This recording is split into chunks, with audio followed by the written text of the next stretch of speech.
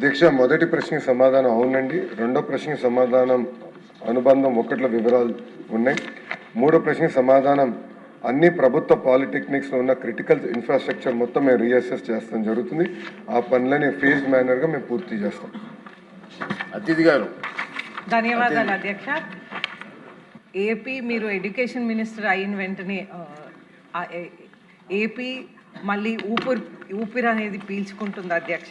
మనం చూస్తుంటే లోకేష్ గారు ఎడ్యుకేషన్ మినిస్టర్ అయ్యాక డొక్క సీతమ్మ భోజనం పథకం అనేది ప్రవేశపెట్టారు.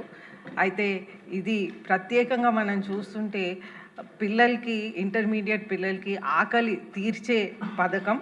అయితే నేను ఫస్ట్ టైం లోకేష్ గారిని వెళ్ళి అడిగినప్పుడు ఈ డొక్క సీతమ్మ పథకం అనేది వారు ఆర్థిక స్థితిలో స్టేట్లో సెట్ అయ్యాక పెడదామని అన్నారు.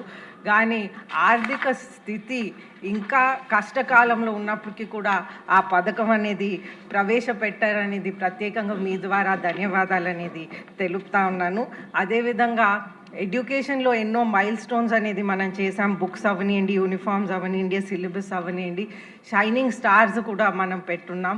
అలాగే పేరెంట్ టీచర్